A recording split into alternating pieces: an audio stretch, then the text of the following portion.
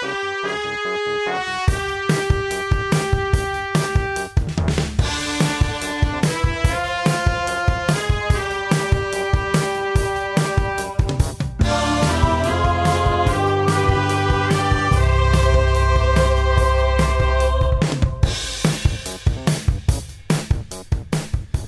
and welcome to minute 39 of the Godfather Minute.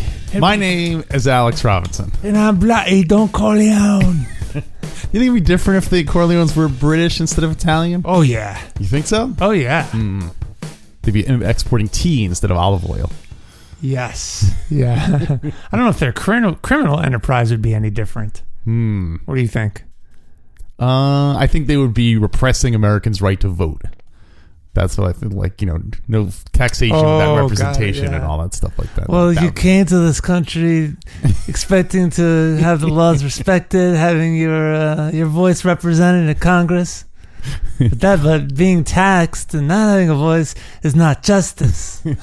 It's always better to have your friends overestimate their tax and have your your enemies over. Anyway, you know what you sound like my taxes accountant. You sound like Pop now. We're talking about minute 30. Oh, anyway, did we say I'm Alex Robinson? Did we say that part already? Yeah, we said it. You said that. You can say it again. I got distracted by my excellent accent work at the beginning of the show. We're talking about minute 39 of The Godfather Part II. That's right. Alex, repeat after me. E minuto. Numero. 39. 39. That's an easy one. It's an easy one. Nove is 9. You got it. We're back in Mikey's office again. I feel like most of this movie takes place in Mikey's office. Yeah. So far. Tom, the Consigliere, sits down. Is he still the Consigliere? I guess so. Or is he just legal? I mean, is there even a Consigliere anymore? Considering Michael's trying to go legitimate, he might say there is no Consigliere anymore. Now I just have a council of executives. There you go. I mean, more lawyers. I think he is the Consigliere because very soon he says I don't want to spoil next minute. Okay. Tom sits down with his downbeat Don, and Mikey tells him that he is the only one he can truly trust, and that he's his brother. Yeah, his brother. While I was preparing for this minute, I checked out GF1, minute 39 of Godfather 1. I did too. And, oh man, it was so great seeing Marlon Brando again. Yeah. It's the one minute where Sonny blurts out about the Turks deal. And I don't know if I noticed this the first time around, but Don Corleone, when he says the Italians will guarantee your investment, and then before Sonny speaks, the Don does start to say, "Oh no."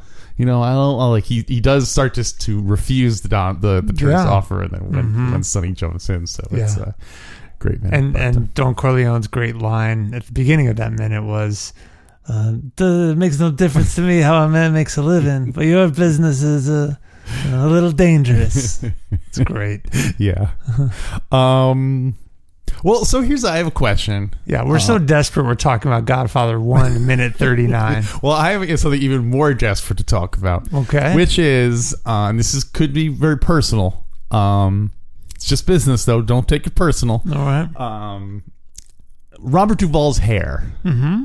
He, as we all know, he clearly started balding at an early age because pretty much the whole time he's been an actor, his hair has been thinning at least. Yeah. And but he has the kind of balding that I, and also full disclosure, we both seem to have it from our family line, which is the thinning on the top, but you still have the side. Yeah. Parts. What are the other kinds of balding? Well, there's you do the Phil Collins where you have the point and the things go back on the side. You could have it look. You could have it look full on the front, but that it's slowly growing out from the back. So different variations. I think mine started that way.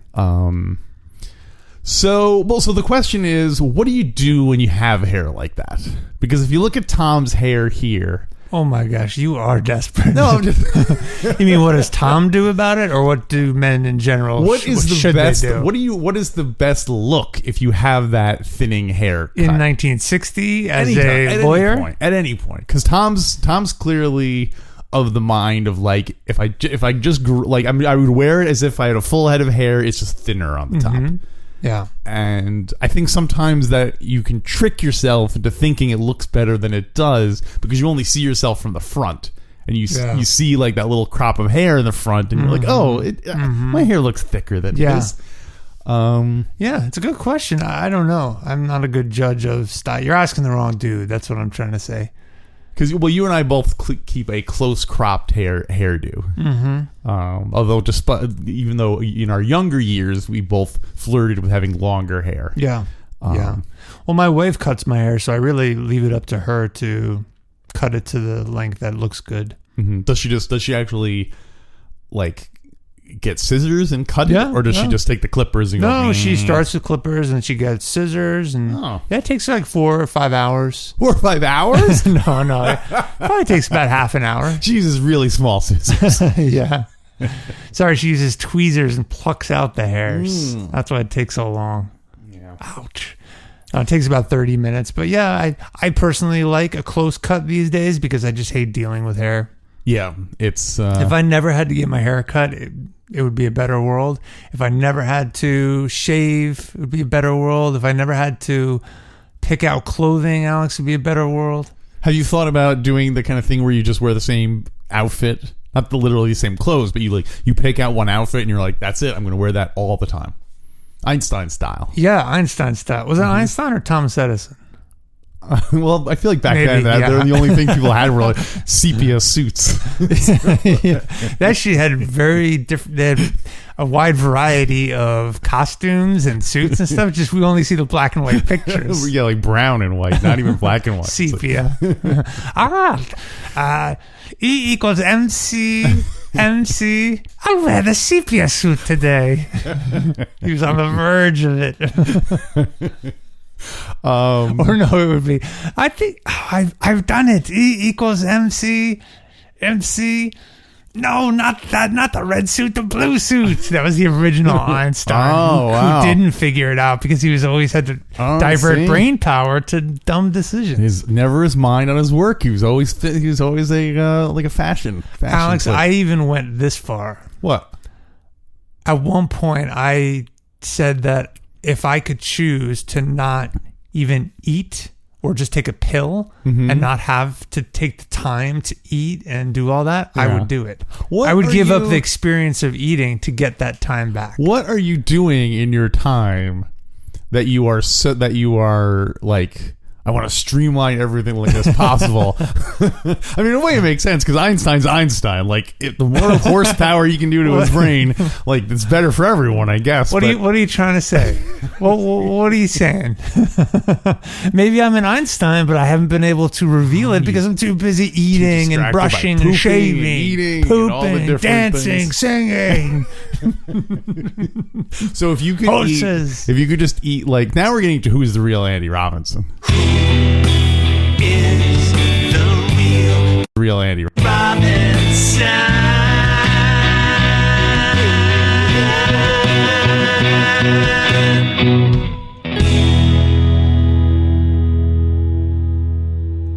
So, like, if you could just eat a flavored paste every day, you would just eat that. That was even that's perfectly too much. balanced. I don't even want it flavored. Your body, but your body would use every single element of it, so you would never have to poop.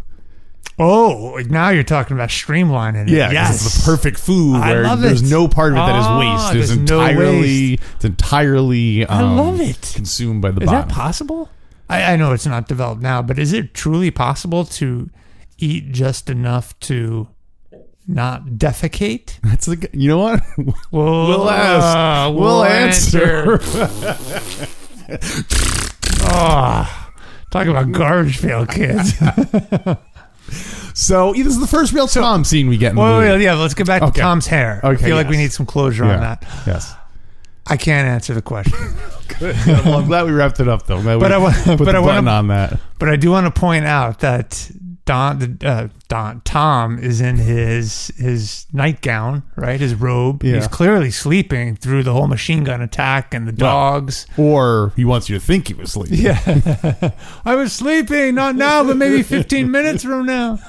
And Alex, I thought of a good name for him. What? He's the Consigliere.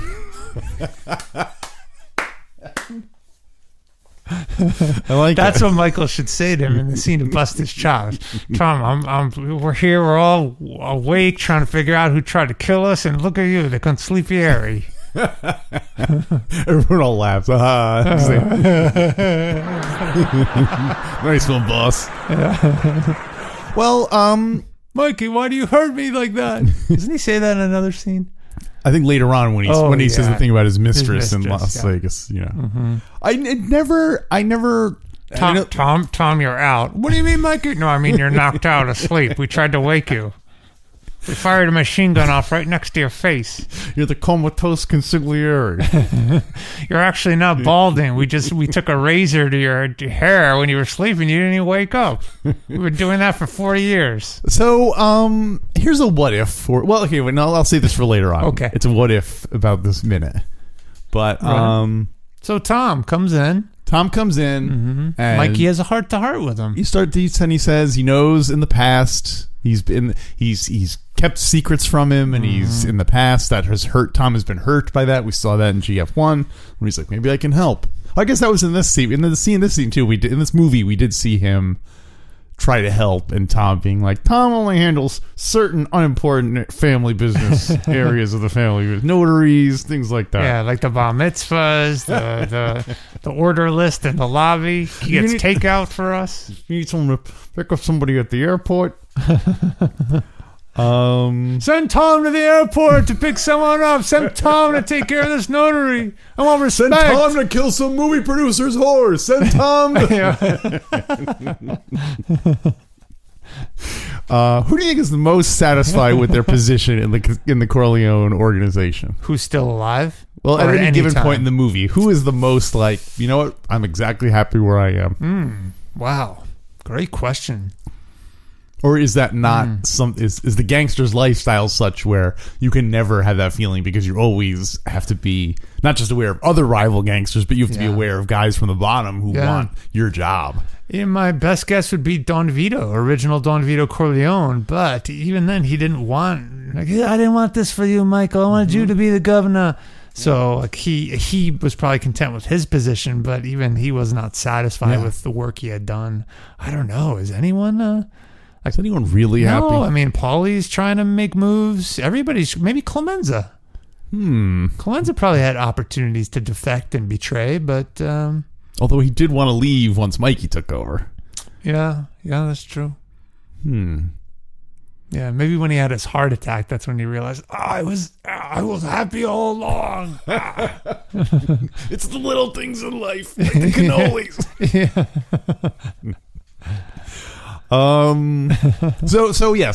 So Mikey's explaining that Tom has been hurt in the past, because he's kept him secret, but there was a reasoning behind Mikey's thing, which is that it's actually because he admires him and he loves him. Yeah.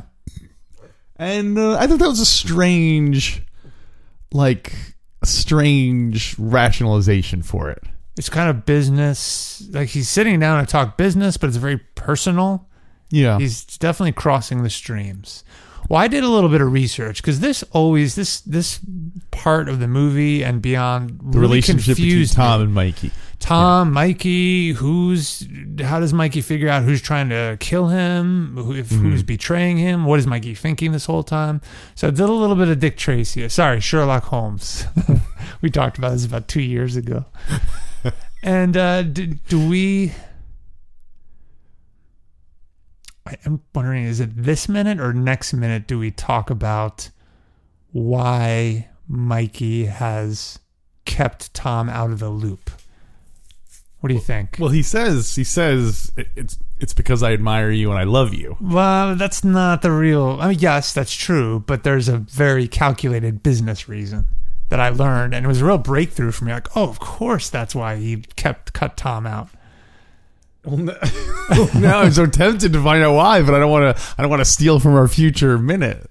So I'll leave it up to you to decide whether you want to tease that for next week or for. Since I don't know what you're going to say, I can't say. Oh yeah, that applies to this week. You know what? I think it does apply to this week. All right, there's a big bomb drop next minute. Yeah. With what Mikey's action is, what he tells Tom. But I think I can share it this minute. So, what you got? Mikey knows now that 1, someone's trying to kill him. And 2, he's pretty sure that there's a traitor inside the family, someone in his close world. The reason he kept Tom out all this time is because it insulated Tom. If people knew that Tom was out, like he was, not involved in the close personal business, and Mikey was very vocal about it, like, oh, Tom only handles certain parts of the family business, then Tom would be less susceptible to corruption by other people who were trying to betray Michael. So, meaning that, like, someone who wanted to betray Mikey would be like, well, Tom's unimportant? Like we can't approach Tom because Tom does not have the influence he once did. Therefore, let's try to find somebody else.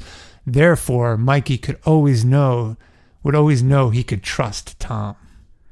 But, I mean, when it comes to, like, providing the layout of the house where Mikey and leaving the curtains open, there's nothing. Tom could have just as easily done that. Yeah, but it's not like Fredo has a lot of inside information. But I don't think the betrayal is as simple as opening the curtains. It's probably much more like inside information, what's going on, like who's been around, who's he been talking to, like what's Frank Pentangeli's attitude been. But I would also think that by pushing Tom out, by isolating Tom, you're, if anything, making it more likely that Tom would betray you because you'd be mad and upset that he was kicked out of the family for no reason. For what he sees as no reason. Maybe, but he probably hedged his bet and think Tom would, like that in itself would not be enough to push Tom. Tom doesn't have that level of ambition. He's not a mobster. Why couldn't he tell Tom this? Why couldn't he say, Tom, listen, for the sake of appearances, I'm going to be shutting you out, but I just want you to know this is just so that maybe that's because just he didn't trust Tom. Well, I mean just never. That's Pop's lesson in the corresponding minute 39 Godfather 1 is my children talk when they should listen. So there's really no very important reason to tell Tom about that. Because I believe Mikey did not think that Tom would betray him just because Mikey cut him out of the inner circle for that period of time. Pretty short period of time. Well, I'm not sure. You disagree? Well, because I kind of like it, but it seems like the exact same reasons that again, that Fredo, is it just because Tom doesn't have the neediness that Fredo does? Like, because Fredo says there was something in it for me. Yeah. So isn't that kind of like what Tom, I guess. It's just different degrees. Tom's not like desperate. He's not a mobster. He's not. I just don't see him. What's that? He's got a mistress in Las Vegas. I mean, he's doing really well. He's very loyal. Pop was like a father to him. See, Fredo really believed that it was all going to go well. Like they said, oh, if I could help the deal, like it would be good for the family and there'd be something for me. Tom would never believe that. Yeah. And so the only reason Tom would do it is if he truly were that ambitious, and Mikey knew that he had a good position and he would not take that step. Does Mikey see that as weakness? You mean Tom not being... Like Tom not having ambitions? Does he kind of... Is someone in Mikey's position kind of like have like not respect someone who is kind of I don't know. It's an interesting because Pop. Well, I don't want to get into the next minute. I think the next minute it gets a little bit more into that. Right. But I think that's the real. There were some things online that suggested that's why Mikey kept Tom out of the loop. Okay. I can't think of any other reason why, and I don't think it's revealed later. Yeah, I wonder. It never made sense to me. Well, we'll keep it in mind as we move forward. We'll keep it in mind. Well, what else you got? I got a few things. Well, this brings me actually to the what if I was going to say, which is what if instead of Fredo being the traitor, Tom was the traitor? Oh. Like, No, Tom wouldn't have been the traitor. well, because if you remember, one of the original scripts for JF3 was a war between Tom and Michael for control of the that's crazy. of the family. So, wow. So how would it have been done? Yeah. Or, it would have been harder that Tom is out, right? So do you think Tom doesn't know like Mikey's comings and go? Like, what is his role? I guess if he doesn't, does he not know Tom's Mikey's comings and goings? Does he not know he's making deals with Roth? I don't think. How Tom, much does he know anything about it? I mean, he excused Tom from the room when Johnny Ola came in, and that's when Johnny Ola delivered the message. Yeah, because he is Simon Roth's Sicilian messenger boy. He delivered the message that his friend in Miami would go along with it. Yeah. So he didn't want Tom knowing that. And he also delivered the message that Hyman Roth always makes money for his partners. Mike's like, yeah, you can skip that preamble, please. Or Mikey likes hearing that. Do you think Mikey has does he have like a motto that like when Tom goes to, or is it like maybe we get a glimpse of it when Tom is talking to Waltz? What do you mean? When he says, Mr. Corleone is my client is someone who likes to hear bad news immediately. Is that his Hyman Roth always makes money for his partners? Is that like a thing he says that sticks in people's minds? I like that one. Yeah. I also like ladies and gentlemen, this is Michael Corleone. Just don't tell him you're innocent. That would be on his business card. Or just don't tell me you're innocent. Michael Corleone, quote, don't tell me you're innocent. Michael Corleone. Are there any other classic? We're missing the one right in front of our faces. What? Michael Corleone. It's business, not personal. Oh, there you go. Yeah. Although I don't know. Remember in the book he says Sonny, it's always personal. Which I like. That should be his thing. It's always personal. Because I feel like anything that was said during the first part of GF1 are really just veto phrases that Mikey is It's not until he really takes over that's when I think he starts doing his own phrase. Because until then he's still kind of like the he wouldn't have changed the motto while Pop was still there. Yeah, I think you're right. Yeah. It's Pop's thing, so disrespectful. So Vito Corleone's business card you couldn't even fit all the text on it. It's like, overestimate your business partner's ability to keep their friends closer. Is it like McDonald's where every couple of years they just change it and refresh it with a new look? I don't know, pop that enemies closer thing. It's just feeling a little stale. How about this one? I'm loving it. Don Corleone. Never let anyone outside the family. No, that's too. He's giving away his best tips. He's like, on his business card says Vito Corleone. I'll never let you know what I'm thinking. I spoil my children. They speak when they should listen. He has someone writing down all his phrases so that he can go at the end of the day. Well, it's a PR firm. They test them in different like neighborhood markets. They're behind the two-way glass watching people. They're like, what do you think of the phrase? What do you think of I believe in America? Yeah, I figured we'd throw that one out there. Throw Bonacera a bone. If you're saying Bonazzini's no con, after all, we're not communists. I mean, it's a funny line, but come on. What else you got? Well, I like the part where he says it's because I admire you and I love you, and then he's just talking about Fredo, and he says Fredo, he's got a good heart, but he's weak and he's stupid. Yeah. And this is life or death. Yeah, it's funny they just calls him stupid. Yeah, it's a great line. I mean, Tom knows. Everybody knows. Oh, yeah, everyone has to know. You think they should show Fredo standing outside the door, and he's like, because later on he's like, I'm not stupid like everyone says. He specifically says everyone thinks he's stupid. Oh, and you know what time it is? What time is it? Time to lower the paywall. That Well, darn paywall. it's not entirely bad news, because if people want to hear it, they can go to godfatherminute.com/support to hear the very rest of the episode, including a discussion of sex morons. That's right. And it's not what you think. It's not what you think. Alex, are you a sex moron? Me? No.